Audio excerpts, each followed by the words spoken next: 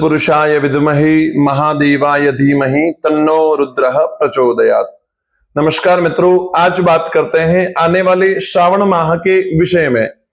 इस श्रावण माह के अंदर भगवान शिव की आराधना और भगवान शिव की पूजा कैसे की जाए, भगवान शिव को प्रसन्न कैसे किया जाए, आपकी मनोकामनाओं को पूर्ण कैसे किया जाए, आज इस विषय के बारे में जानते हैं। और किस पूजा की करने से, किस पूजा को करने से, किस उपाय को करने से भगवान शिव की कृपा आपको प्राप्त हो पाएगी, इस विषय के बारे में आज जानते हैं। इस वर्ष ये श्रावण का माह 30 जुलाई से आरंभ हो रहा है और 28 अगस्त तक ये रहेगा। 30 जुलाई से 28 अगस्त तक का जो समय है ये पूरा श्रावण माह का समय रहेगा।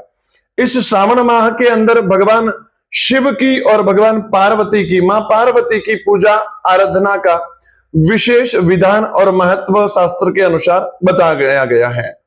इस श्रावण माह के अंदर आपकी जो भी मनोकामना है, जो भी आप भगवान शिव से आशीर्वाद के रूप में चाहते हैं, वो आप प्राप्त कर सकते हैं भगवान शिव की आराधना और पूजा कर करके। देखिए, आज बात करते हैं भगवान शिव की आराधना के लिए आपको क्या क्या करना चाहिए, किस तरीके से आप भगवान शिव की प्रसन्नता प्राप्त कर सकते हैं, भगवान शिव का आशीर्वाद प्राप्त कर सकते हैं, आज जानने का प्रयास करते हैं।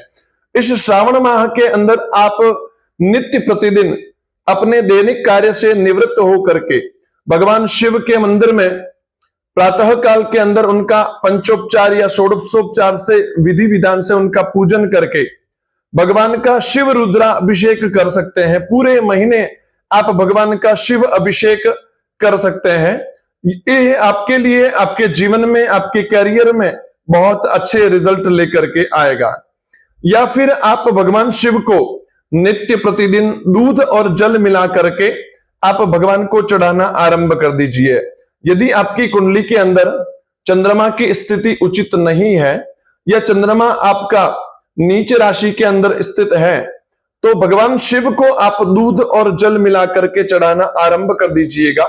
आपके व्यापार में, आपके कार्यक्षेत्र के अंदर, आपकी दैनिक जीवन के अंदर, आपकी मानसिकता के अंदर काफी चीजें पॉजिटिव होती हुई, सकारात्मक होती हुई आपको नजर आएगी। इसके साथ साथ यदि आपके व्यापार में आपको प्रॉब्लम आ रही है, आर्थिक दृष्टि से आपको प्रॉब्लम आ रही है, आर्थिक दृष्टि से आपके काम रुके हुए हैं, व्यापार में पैसा प्राप्त नहीं हो पा रहा है, तो भगवान को पूरे महीने गन्ने के जूस से आप भगवान का शिव अभिषेक करना आरंभ कर दीजिएगा।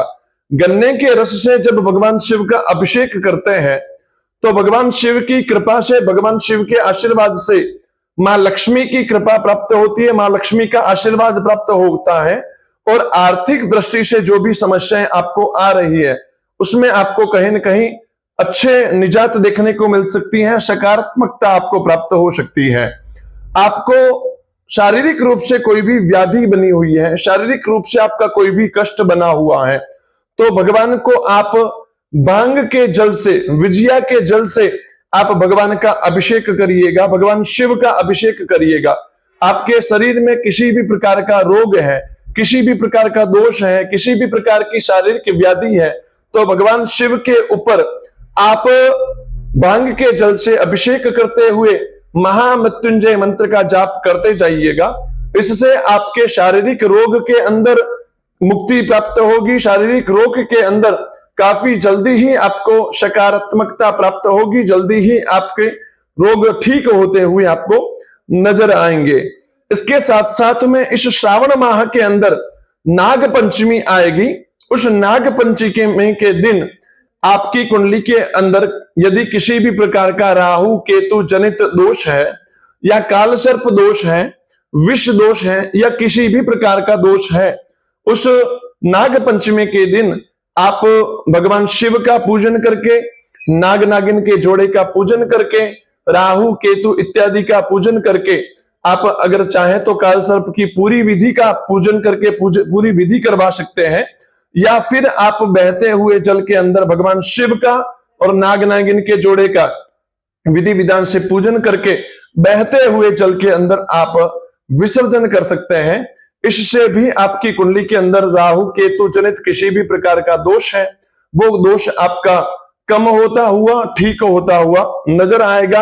आपके दैनिक जीवन के अंदर सकारात्मकता आपको प्राप्त होती हुई नजर आएगी। इस तरह से आप भगवान शिव की आराधना कर सकते हैं और इस पूरे श्रावण माह का अनुष्ठान कर सकते हैं। इसी तरह ज्योतिष, वास्तु एवं वैदिक विधि विधान की वीडियो प्राप्त करने के लिए आप हमारे चैनल को लाइक, शेयर और सब्सक्राइब करें और हमारे साथ जुड़े रहें। धन्यवाद।